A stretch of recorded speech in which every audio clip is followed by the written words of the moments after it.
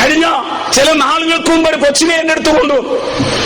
അമ്മ വന്നിട്ട് പറഞ്ഞു, സാറേ അവൾക്ക് ടെൻഷനാ. അവൾ പറഞ്ഞു, എന്റെ നെഞ്ചത്ത് ഇവിടെ ഏതാണ്ട് ഇരിക്കുന്നു. എന്താ സംഭവം എന്നറിയാമോ?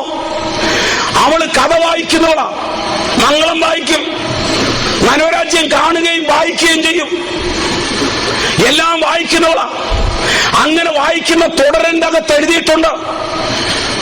എന്താണെന്നറിയാമോ? ഷമീർ അകത്തെ കയറി വന്നു, ഇടതുകാലുകൊണ്ട് വാതിൽ തട്ടി അടച്ചു, പാന്റിന്റെ പുറകിലത്തെ പോക്കറ്റിൽ നിന്ന് തോക്കെടുത്തു. അപ്പൊ ഷേർലി എന്ത് ചെയ്യുക? കട്ടിലേക്ക് കിടക്കുക. വെടി ഒന്ന് പൊട്ടി. ഒരു വെടിക്ക് എങ്ങനെ 2 ശബ്ദമെന്ന് എനിക്കറിഞ്ഞുകൂടാ. ബാക്കി അതിന്റെ അടിയിൽ എഴുതിയിട്ടുണ്ട്, തുടരും, അടുത്ത ചൊവ്വാഴ്ച വരെ കാത്തിരിക്കണം. ഇവിടെ ഇരിക്കുക നെഞ്ചത്ത് വെടി. ഇന്ന് രാത്രികാലം ഒന്ന് ചിന്തിച്ചു നോക്കിക്കേ. എന്നെ കേൾക്കുന്ന പ്രിയ സഹോദരങ്ങളെ, ടെൻഷൻ, കുഞ്ഞുങ്ങൾക്ക് ടെൻഷൻ. ഇപ്പം ചിലർക്ക് ടെൻഷൻ ഇല്ലാത്തതാണ് ടെൻഷൻ. അങ്ങനെയുള്ള കുറച്ച് ആൾക്കാര് എല്ലാത്തിന്റെ അകത്തും ടെൻഷൻ. പത്രത്തിൽ കഴിഞ്ഞിടയിൽ ഒരു വാർത്ത വന്നു, 1 രൂപ തന്നാൽ മാരുതി കാർ തരാം. ഒരുപാട് പേര് പോയി ചെന്ന് 1 രൂപ കൊടുത്തിട്ട് വാങ്ങിച്ചു. പിറ്റേ ദിവസം 2 രൂപ കൊടുക്കണം, 3-ാമത്തെ ദിവസം 4 കൊടുക്കണം, 4-ാമത്തെ ദിവസം 8 കൊടുക്കണം, 5-ാമത്തെ ദിവസം 16 കൊടുക്കണം. കണക്ക് കൂട്ടി വന്ന് 10-20 ദിവസം ആയപ്പോഴത്തേക്ക് പെണ്ണും പിള്ളയുടെ കെട്ടുതാലിയും വീടും കൂടെ പണയം വെച്ചിട്ടും കാര്യമില്ല. ഒടുവിൽ കാറിക്കൊണ്ട് അവർ കൊണ്ടുപോകുന്നത് കണ്ടുകൊണ്ട് നിന്നു. എന്താവശ്യം? പല പരസ്യങ്ങളുടെ ഉള്ളിലും പലരും പോകുന്നു ഞാൻ കണ്ടിട്ടുണ്ട്. ചിലരുണ്ട്, എന്നാണെന്നറിയാമോ, 24 ദിവസത്തിനുള്ളിൽ മുഖം ശരിയാകുക, ഫെയർ ആൻഡ് ലവ്ലി. ഇപ്പോ ലവ്ലി പുറത്തോട്ട് ഇറങ്ങത്തില്ല. സന്ധ്യക്ക് വന്നു കഴിഞ്ഞിട്ട് ഈ ഡിം ലൈറ്റ് ഇട്ടേക്കുക, 0 വാട്ടിന്റെ ലൈറ്റിന്റെ അകത്തെ വെളിയിലോട്ട് വരത്തുള്ളൂ. എന്നാ കാര്യം? പെരട്ടി കഴിഞ്ഞപ്പോ മുഖം മുഴുവൻ അങ്ങ് കറുത്തിരുണ്ടു. 2 in 1 എന്ന് പറഞ്ഞ പോലെ ബാക്കിയുള്ള ശരീരഭാഗം മുഴുവൻ വെളുത്തതും മുഖം കറുത്തതും. ഈ രാത്രികാലം ഞാൻ വളരെ വ്യക്തമായി ഓർപ്പിക്കട്ടെ, എന്നെ കേൾക്കുന്ന പ്രിയ ദൈവ പൈതലേ, ജീവിതത്തിന്റെ അകത്ത് ഭയന്നുകൊണ്ടിരിക്കുന്ന ഒരു സമൂഹം സകലരെയും ഭയമാ. ഇന്നത്തെ പത്രത്തിൽ നിങ്ങൾ ഒരു വാർത്ത കണ്ടു കാണും. ഒരു കോൺട്രാക്ടറുടെ വീട്ടിൽ 2 ചെറുപ്പക്കാർ വന്നു. ഞങ്ങൾ കല്യാണത്തിന് വിളിക്കാൻ വന്ന. അതിലൊരു കൊച്ചൻ പറഞ്ഞു, ഞാൻ ആശുപത്രി നടുവിന് വേദനയായിട്ട് കിടന്നപ്പം ബെൽറ്റ് വാങ്ങിക്കാൻ മുതലാളിയായിരിക്കും കാശ് തന്നെ. മുതലാളി എന്റെ കല്യാണത്തിന് വിളിച്ചില്ല, പിന്നെ ആരെ വിളിക്കും? ഉടനെ ഭാര്യയ്ക്ക് വലിയ ഇഷ്ടമായി. ഭാര്യ അവിടെ നിന്ന് കഴിഞ്ഞപ്പോൾ മുതലാളിയുടെ ഭാര്യ ഒരു ഗ്ലാസ് വെള്ളം ചോദിച്ചു. അയ്യോ, ഇത്രയും വലിയ വീടാണോ മുതലാളിയുടേത്? മുതലാളിയുടെ വീട് കാണാൻ ചെന്നപ്പോ മേളത്തെ നിലയിലോട്ട് കയറിയപ്പോ ഭാര്യയും കൂടെ ചെന്നു. പലരും അടിച്ചെങ്കിലും ആരാന്ന് അങ്ങനെ അറിയുന്നത്. അവിടെ ചെന്ന് കഴിഞ്ഞപ്പോ എന്ത് ചെയ്തെന്നറിയാമോ? കാലയിലൊട്ടിക്കേണ്ട പ്ലാസ്റ്റർ വായലങ്ങൊട്ടിച്ചു, പിടിച്ചു കെട്ടി 38 പവനും ബാക്കിയുള്ള അനുധാരികളും കൊണ്ടുപോയി. പത്രത്തിൽ വന്ന വാർത്തയാ. എന്താ സംഭവം? ഭയമാ. ഇന്ന് ഭയമാ. ഇയ്യോബ് തന്നെ ഒരിക്കൽ ഇങ്ങനെ പറഞ്ഞു. 3-ാം അധ്യായത്തിന്റെ, ഇയ്യോബിന്റെ പുസ്തകം 3-ാം അധ്യായം അതിന്റെ 24-ാമത്തെ വാക്യം, ഞാൻ ഭയപ്പെട്ടത് തന്നെ എനിക്ക് ഭവിച്ചു, ഞാൻ പേടിച്ചത് തന്നെ എനിക്ക് സംഭവിച്ചു. ഇന്ന് രാത്രി ഞാൻ പറയട്ടെ പ്രിയ സഹോദരങ്ങളെ, ഭയത്തിന്റെ അനുഭവത്തിൽ കൂടെ കടന്നു പോകുന്നവരുണ്ടെങ്കിൽ നിങ്ങൾ ദൈവത്തിനുള്ളവരല്ല. കാരണം എനിക്കറിയാവുന്ന ദൈവം, എന്റെ ദൈവം പറഞ്ഞിട്ടുള്ളത് എന്തെന്നറിയാമോ? ഭയപ്പെടേണ്ട, ഞാൻ നിന്നോട് കൂടെയുണ്ട്. ഭ്രമിച്ചു നോക്കേണ്ട, ഞാൻ നിന്റെ ദൈവമാകുന്നു. അത് നമ്മൾ മനസ്സിലാക്കണം. യെശയ്യാ പ്രവചനം 49-ാം അധ്യായത്തിൽ സിയോൻ ദൈവത്തോട് ഇങ്ങനെ പറഞ്ഞു, ഭയന്ന് പറഞ്ഞു, സിയോനോ യഹോവ എന്നെ ഉപേക്ഷിച്ചു, അവൻ എന്നെ മറന്നു കളഞ്ഞു എന്ന് പറഞ്ഞു കഴിയുമ്പോൾ ദൈവത്തിന്റെ മറുപടി എന്താണെന്നറിയാമോ? ഒരമ്മ തന്റെ കുഞ്ഞിനെ മറക്കുമോ? മറന്നാലും ഞാൻ നിന്നെ മറക്കയില്ലെന്ന് യഹോവയുടെ അരുളപ്പാട്. ഇതാ ഞാൻ നിന്നെ എന്റെ ഉള്ളം കയ്യിൽ വരച്ചിരിക്കുന്നു. ഇന്ന് രാത്രികാലം എന്നെ കേൾക്കുന്ന പ്രിയ ദൈവ പൈതലേ, ഈ രാത്രി ഇവിടെ ഇരിക്കുന്ന ജീവിതങ്ങളെ ഉള്ളം കയ്യിൽ വരച്ചിട്ടുള്ള ഒരു ദൈവമുണ്ട്. അവന്റെ ആണിപ്പടുള്ള കരങ്ങളുടെ ഉള്ളിൽ സുരക്ഷിതമായി നീരിക്കുക. അതുകൊണ്ടാണ് 139-ാം സങ്കീർത്തനത്തിൽ ദാവീദ് പറഞ്ഞത്, ഈ പരിജ്ഞാനം എനിക്ക് അത്യത്ഭുതമോ. ഏത് പരിജ്ഞാനം? നീ എന്റെ മുൻപും പിൻപും അടച്ച് നിന്റെ കൈ എന്റെ മേൽ വെച്ചിരിക്കുന്ന ആ പരിജ്ഞാനമുണ്ടല്ലോ. ഹല്ലേലൂയ! ആ പരിജ്ഞാനം അത്ഭുതമോ. നിന്നെ താഴെ വീഴാതെ വണ്ണം താങ്ങുന്ന ഒരു ദൈവം. ആ ദൈവത്തിന്റെ ശക്തി, ആ ദൈവത്തിന്റെ കൃപ ഈ രാത്രി അനുഭവിച്ചറിയണം. നിന്നെ കരങ്ങളിൽ വഹിക്കുന്നവൻ. ഹല്ലേലൂയ! ഫുട്പ്രിന്റ്സ് എന്ന് പറയുന്നതായിട്ടുള്ള ഒരു കവിത ഉണ്ട്. ആ കവിതയിലോ ഒരാളൊരു സ്വപ്നം കാണുന്നതാണ്.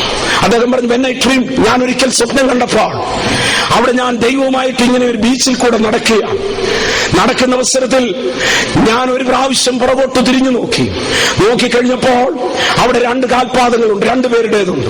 പിന്നെയും ഞാൻ കുറച്ചുകൂടെ മുന്നോട്ട് ചെന്നപ്പോൾ തിരിഞ്ഞു നോക്കിയപ്പോൾ ഒരാളുടെ കാൽപാദമാ കാണുന്നു. ഉടനെ ഞാൻ ദൈവത്തോട് ചോദിച്ചു, കർത്താവേ, നീ പറഞ്ഞു എല്ലാ കാലത്തും ഞാൻ നിന്നോട് കൂടെ ഉണ്ടെന്നോ. ഇപ്പോൾ ഞാൻ എന്റെ ജീവിതത്തിലെ ഏറ്റവും അധികം പ്രതിസന്ധി അനുഭവിച്ച സമയമാണിതോ. ആ സന്ദർഭത്തിൽ ഞാൻ ഒരാളുടെ കാൽപാദമേ കാണുന്നുള്ളൂ. നീ എവിടെയാണ് കർത്താവേ? നീ എവിടെയായിരുന്നു? ദൈവത്തിന് മറുപടി എന്നാണെന്ന് അറിയാമോ? ആ കവിത എഴുതിയ ആ കവി ഇങ്ങനെയാണ് പറയുന്നത്, മൈ ഡിയറസ്റ്റ് സൺ, എന്റെ പ്രിയ മകനെ, നീ എന്താണ് സംഭവം എന്നറിയാമോ? നീ കണ്ട 2 പാദങ്ങളുണ്ടല്ലോ, അത് നിന്റേതല്ല. ആ പ്രതിസന്ധിയുടെ മധ്യത്തിൽ ഞാൻ നിന്നെ കരങ്ങളിലെടുത്തു, ഞാൻ നിന്നെ മാറോട് ചേർത്തു. ഞാനാ നടന്നത്, നീ എന്റെ കരങ്ങളിലായിരുന്നു. അതുകൊണ്ട് ആവർത്തന പുസ്തകത്തിൽ മോശ പറഞ്ഞത്, പുരാതനായ ദൈവം നിന്റെ സങ്കേതം, കീഴേ ശാശ്വത ഭുജങ്ങളുണ്ട്. ഇന്ന് രാത്രി നിന്റെ കടബാധ്യയുടെ മധ്യത്തിൽ നീ ഒറ്റയ്ക്കല്ല. ഭർത്താവ് നഷ്ടപ്പെട്ട സഹോദരി, നിന്റെ വേദനയുടെ മധ്യത്തിൽ നീ ഒറ്റയ്ക്കല്ല. നിന്റെ കുഞ്ഞിനെ എങ്ങനെ ഫീസ് കൊടുക്കുമെന്ന് വിചാരിക്കുമ്പോൾ നീ ഒറ്റയ്ക്കല്ല. കഴിഞ്ഞ 24 വർഷമായി ഞാൻ ചൂണ്ടിക്കാണിക്കുന്ന ഒരു ദൈവത്തെ ഇന്ന് രാത്രി ഞാൻ ചൂണ്ടിക്കാണിക്കട്ടെ. വിശ്വസിക്കാൻ കൊള്ളാവുന്നവൻ, അനുഗമിക്കാൻ കൊള്ളാവുന്നവൻ, ആരാധിക്കാൻ കൊള്ളാവുന്നവൻ, പിൻപറ്റാൻ കൊള്ളാവുന്ന ഒരു ദൈവമുണ്ടെന്ന് വരികിൽ അത് എന്റെ കർത്താവ് മാത്രമാ. ഈ രാത്രി അവനെ ഒന്ന് കാണണം. ഹല്ലേലൂയ! ദൈവത്തിന് മഹത്വം ഉണ്ടാകട്ടെ. എന്നെ കേൾക്കുന്ന ദൈവ പൈതലേ, ഈ രാത്രി ആ ദൈവത്തിന്റെ സന്നിധിയിലേക്ക് ഒന്ന് കടന്നു ചെല്ലണം. ദൈവത്തിന്റെ സന്നിധിയിൽ പേടിയാ. അതിന്റെ കാരണമെന്ന യെശയ്യാപ്രവാചകന്റെ പുസ്തകം 5-ാം അധ്യായത്തിന്റെ 8-ാം വാക്യത്തിൽ പറഞ്ഞു, മറ്റൊരാൾക്ക് പാർക്കാൻ സ്ഥലം കൊടുക്കാതെ വണ്ണം വയലോട് വയല് ചേർക്കുന്നവർക്ക് അയ്യോ കഷ്ടം, ഞാൻ അവരെ അടിക്കും. നമുക്കിന്ന് ഞങ്ങളുടെ നാട്ടിൽ ഇങ്ങനെ പറയാറുണ്ട്. ഒരിക്കൽ ഒരാളോട് ചോദിച്ചു, ഈ ഭൂമിയിൽ എത്ര പേര് വേണം? ഇത് പറഞ്ഞു, ഞാൻ വേണം. പിന്നെ എന്റെ തെങ്ങ് കയറാൻ ഒരു തണ്ടാൻ വേണം. പിന്നെ ഞങ്ങളുടെ കൊപ്ര വാങ്ങിക്കാൻ ആലപ്പുഴ ഒരു മുതലാളി മതി. ഇനി ഒരാൾ വേണ്ട. ഇന്ന് രാത്രി നമ്മുടെയൊക്കെ പലരുടെയും തീരുമാനം അങ്ങനെയാ. എനിക്കറിയാം, കറന്ന് വലിക്കുന്നതിന് അനുവാദം കൊടുക്കാത്ത എത്രയോ പേരെ ഞാൻ കണ്ടിട്ടുണ്ട്. നടക്കാൻ സമ്മതിക്കാത്തവർ എത്രയോ പേരെ കണ്ടിട്ടുണ്ട്. ഈ രാത്രിക്കാലം ഞാനൊന്ന് ചോദിക്കട്ടെ, പ്രിയ സഹോദരങ്ങളെ, നമ്മുടെ ജീവിതത്തിന്റെ അകത്തോ നമ്മളെ വെട്ടിയെടുത്ത പാറയും കുഴിച്ചെടുത്തിട്ടുള്ള കരിഗർഭത്തെയും നമ്മൾ നോക്കണം. ദൈവം നമുക്ക് ആരോഗ്യം തന്നെ ഈ ഭൂമിയിൽ ആരും കൊണ്ടുപോകത്തില്ല. ആരാ കൊണ്ടുപോകുന്നത്? ആർക്കാ ഇവിടുന്ന് കൊണ്ടുപോകാൻ തക്കവണ്ണം സാധിക്കുന്നു? എനിക്കോ വളരെ പരിചിതനായിട്ടുള്ള എന്റെ ഒരു സ്നേഹിതൻ, എത്രയോ കൊല്ലങ്ങളായി ഞാൻ ആ കുടുംബത്തിലെ ഒരംഗത്തെ പോലെയാ. എന്തൊരു കാര്യാദികൾ വിശിഷ്ടമായിട്ടുള്ളതുണ്ടെങ്കിലും എനിക്ക് ആ ഭവനത്തിൽ പ്രവേശനമുണ്ടോ? ഞാൻ അറിയാതെ ഒരു കാര്യവും നടക്കത്തില്ല എന്ന് പറഞ്ഞു കഴിഞ്ഞാൽ അത് 100% ശരിയാണ്. അവിടുത്തെ അപ്പച്ചൻ മരിച്ചു. അദ്ദേഹത്തിന് സ്ഥിരമായിട്ട് കണ്ണിൽ വെച്ചിരുന്ന ഒരു കണ്ണാടി 2 പവന്റെ ഇതാണ്, കണ്ണാടിയുടെ ഫ്രെയിം. അവസാനം പള്ളിയിലെ ശുശ്രൂഷയൊക്കെ കഴിഞ്ഞു. ശവക്കോട്ടയിലേക്ക് പ്രത്യേകം തയ്യാറാക്കിയ കല്ലറയിലേക്ക് ശവം വെക്കാനായിട്ട് എടുത്തു.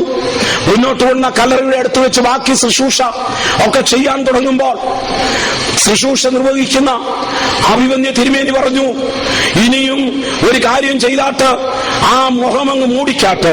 മൂത്ത മകൻ എന്തിയെന്ന് ചോദിച്ചു. മൂത്ത മകൻ താഴെയോട്ടിരുന്നു, കുനിഞ്ഞു.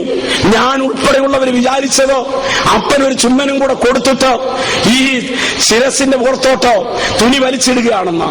പക്ഷെ സംഭവിച്ചത് മറ്റൊന്നാ. 2 പവന്റെ കണ്ണാടി, സ്വർണ്ണ കണ്ണാടി എടുത്ത് മകൻ പോക്കറ്റിലിട്ടു.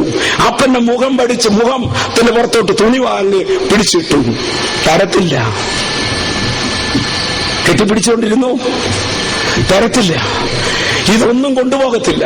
പിന്നെ ഒരു ദോഷം പറയരുതല്ലോ. ഒന്നും കിട്ടിയില്ലെങ്കിൽ നമുക്ക് ആർക്കും ഒരു പരാതിയുമില്ല. ഞങ്ങളുടെ നാട്ടിലോ ഒരിക്കലൊരു ശവപ്പെട്ടി കച്ചവടക്കാരൻ ഒരു ശവപ്പെട്ടി കൊടുത്തു. ആ ശവപ്പെട്ടി കൊണ്ടുവന്നോ പള്ളി കൊണ്ടുവരുന്നതിന് മുമ്പേ അതിന്റെ പലക ഇളകി. ഉടനെ മക്കളും ഒക്കെ കൂടെ ചെന്ന് അടക്കം കഴിഞ്ഞിട്ടോ ഈ കടക്കാരനോട് പറഞ്ഞു, താൻ എന്നോ പണിയാ കാണിച്ചതോ? അത് ഉപയോഗശൂന്യമായിരുന്നല്ലോ. പുള്ളി പറഞ്ഞു, നിങ്ങളുടെ അപ്പൻ എന്നിട്ട് ഒരു പരാതിയും പറഞ്ഞില്ലല്ലോ. ഒരു പരാതിയും ഇല്ലാതെ അദ്ദേഹം അതിന്റെ അകത്ത് കിടന്നില്ലേ എന്ന് ചോദിച്ചതുപോലെ ആരും ഒരു പരാതിയും പറയത്തില്ല. ഇന്ന് രാത്രി ഞാൻ ഓർപ്പിക്കട്ടെ, എന്നെ കേൾക്കുന്ന പ്രിയ ദൈവമക്കളെ, നമ്മുടെ ജീവിതത്തിന്റെ അകത്തോ സമ്പത്ത് സമ്പത്ത് ദൈവം നൽകുന്നതോ സമ്പത്തിന്റെ ഉള്ളിൽ രസിക്കാനല്ല, അതിന്റെ കാര്യവിചാരകത്വമാവുള്ളതോ. ഇന്നല്ലെങ്കിൽ നാളെ ഈ സമ്പത്ത് നമ്മളെ വിട്ടുപോയെന്ന് വന്നേക്കാം. നാളെ നമ്മുടെ ജീവിതത്തിന്റെ ഉള്ളിൽ നമ്മൾ ഒന്നുമില്ലാത്തവരായി തീർന്നെന്ന് വന്നേക്കാം. വേദപുസ്തകം പഠിപ്പിക്കുന്നു, അന്യായമായിട്ട് പണം സമ്പാദിക്കുന്നവൻ